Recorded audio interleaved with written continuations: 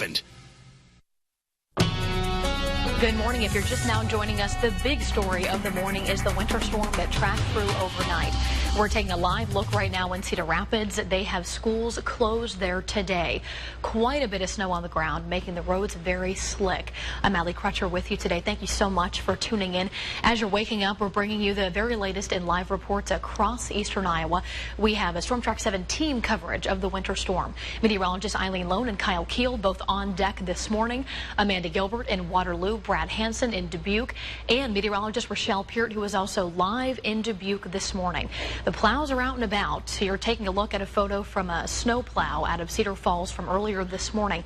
Storm Track 7's Kyle Keel measured 6.5 inches of snow there. Storm Track 7's Eileen Lone is here kicking off our Team 7 coverage for you. Eileen, it is just a mess out there in some parts. Right, and it was pretty well advertised that we were going to get quite a bit of heavy snow, and we are continuing to see some snow and moderate snow south of Interstate 80 that will affect Washington and Keokuk counties, possibly parts of Iowa and Johnson counties now down near Hills. Williamsburg might get some more snow, and lighter snow is farther to the north. We're continuing to see partially to completely covered roadways in our entire viewing area. Washington starting to get covered as well. Mostly covered to completely covered in the northern counties. Some improvement around Waterloo, but still going to have some issues. Same story down by Cedar Rapids and Iowa City. Getting better on Interstate 80 west of Iowa City, but now more snow may track into the area. We're also seeing visibility is not a huge concern right now, but there is some drifting or maybe some blowing, and any falling snow will reduce those visibilities. Winds creating some wind chill issues as well, with wind chills hovering at or below zero in many communities. And meteorologist Kyle Keel will also tell you what else other problems we might have with that wind. Yeah, Eileen, this snow, it's pretty much the same as the last couple of snows where it's very light and powdery because of these very cold temperatures, but we've got the element of the wind, pretty gusty out of the north, sustained between about 10 and 15 miles per hour, gusting up to 25 miles per hour at times. So watch out, especially if you live in the rural areas or are traveling along some of the highways. And if you're traveling out in the rural areas, this could be blowing and drifting a little bit. Our weather tracker, Danny Murphy in Hazleton, he was driving from around Independence to Dubuque on Highway 20 and said that there was a lot of blowing and drifting going on. So you want to be aware of that here as you head out early this morning and even into the early afternoon hours. We're expecting sustained winds between about 10, 15, maybe even 20 miles per hour, but that wind will die off just a bit here tonight between about 5 and 10 miles per hour. We're taking a look at our Iowa DOT camera here at Highway 20 at Hawkeye Road in Waterloo, and you can see that we do have one lane of traffic open, traffic moving along nice and slowly. So again, take your time to get from point A to point B. It's also going to take you a little bit of time to dig out, especially if you're like me and do not have a garage. You can see one of our viewers sending in a photo. Karen in Plainfield shows quite a bit of snow there, about 5.5 to 6 inches. Meteorologist Eileen Lone will be back here in just a few minutes with more on the snow totals we saw last night and potential snow ahead for the weekend. Allie? Kyle, thanks so much. The big story this morning is that winter storm. It's having a big impact on eastern Iowa. A lot of snow has fallen. You just heard Kyle mention some inches there, causing many cancellations across the area, lots of problems on the road. With that in mind, News 7 KWL is the only station providing team coverage with a meteorologist in Dubuque this morning. Storm Track 7's Rochelle Peart live with the latest on how things are looking there. Rochelle. Good morning, Allie. As you see behind me, we've got some cars out on the road over the past hour or so. We've slowly seen the number of cars increasing on the road, but we've also seen the plows on the road as well. So they're out there working as people are trying to get out and about this morning. The sun is starting to rise here, getting a little bit lighter, but as more and more cars and more people start to head out, we'll continue to see road conditions like this across the area. So if you don't need to head out, stay home for today, because we're going to need to try and get these roads cleared out, especially as we move into the later parts of the morning when more and more people are heading out. Even waking up this morning, roads were completely covered, and I've been up for about 3.5 hours now. So still dealing with covered roads. Behind me is Highway 20. So if you're heading out, especially on those side streets, take some extra time if you even need to head out this morning. That snow fell overnight. We had a few inches here in Dubuque, and we'll have more updates throughout the morning. I'm meteorologist Rochelle Peart, News 7 KWWL. Rochelle, thank you so much. And we're seeing a lot of schools closing because of the snow today. If your kids go to school in cities like Bellevue, Central City, Hudson, and Lisbon, there is no school today, along with many others. You can find the full list on our website right now, KWL.com. It's also running at the bottom of your screen. Snow earlier this week led to many accidents. If you end up in a crash, the Iowa DOT recommends you stay inside your vehicle and wait for help. Keep your seatbelt on as well. Also, don't forget to turn on your hazard lights and to alert other drivers. The DOT also has hundreds of cameras along Iowa roadways, so they can sometimes see where accidents are and send help.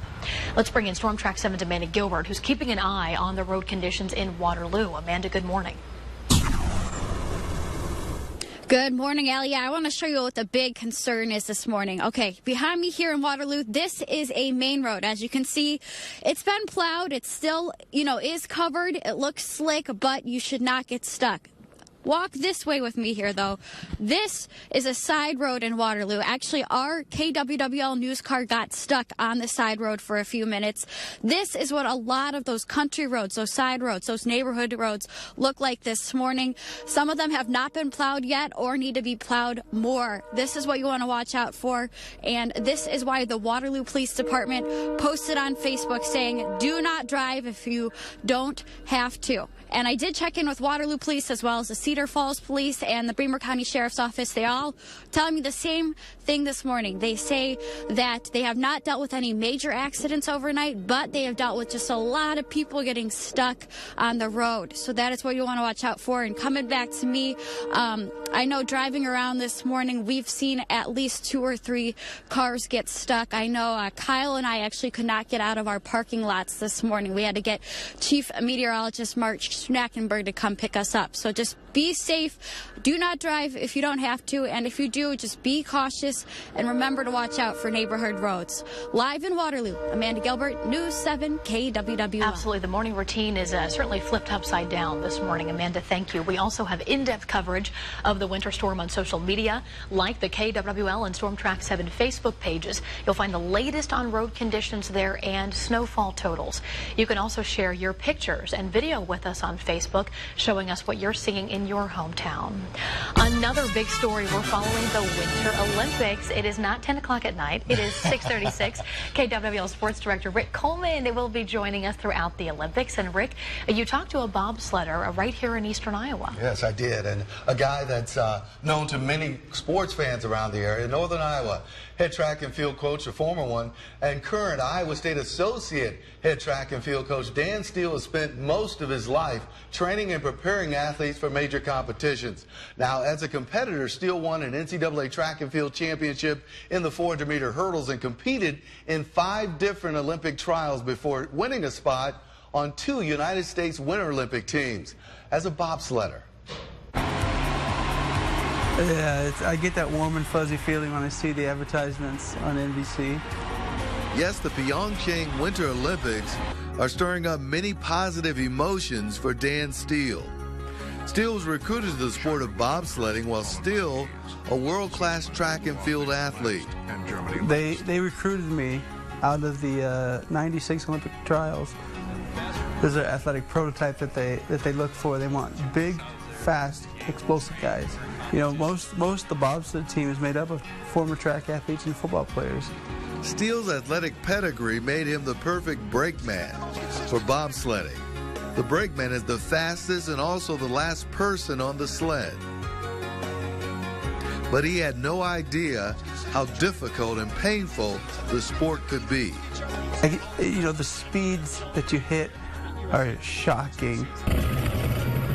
At over 80 miles an hour.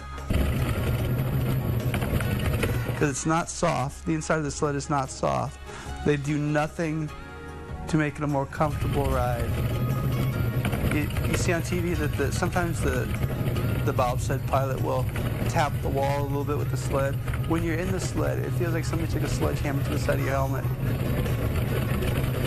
Dan and his twin brother Darren got into bobsledding together, and after years of failing to make the summer games in track and field, Dan and his twin qualified for the Nagano, Japan Winter Olympics in 1998. So making the team in 98 was just a thrill because I wasn't expected to make it. I was a rookie. The men's U.S. bobsled team failed to win a medal in 1998, so Steele wanted to be a part of the American effort to end a 46-year medal drought in Salt Lake City Olympics in 2002. Once again, he and his brother made the team. 39-year-old Brian Scheimer. This time, the Steeles team with veteran bobsledder Brian Scheimer. And Scheimer was, when he was on, there was nobody better. It's over. It's over. What transpired is Olympic history. The U.S. won a silver medal and a bronze in the four-man bobsled. Dan was on the Brian Scheimer team that captured bronze, just missing out on a silver medal by 5/100ths of a second.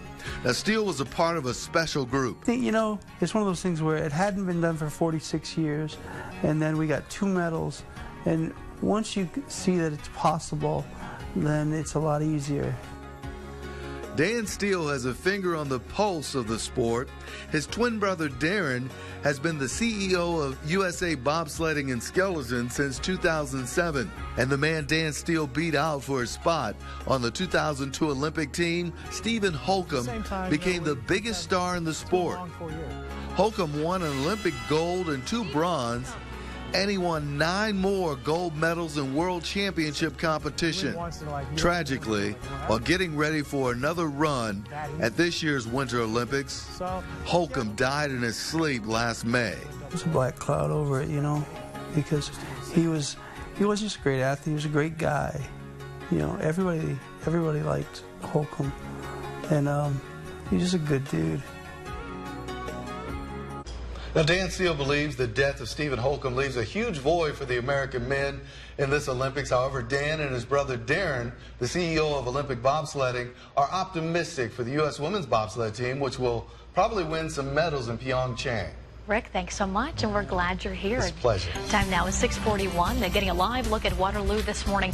That city got some of the highest snow totals in eastern Iowa. Schools there are canceled today. Our Team 7 coverage continues when we come back. This is Today in Iowa with Allie Crutcher and Storm Track 7 meteorologist Eileen Lone. We've got you covered. Depressing types of things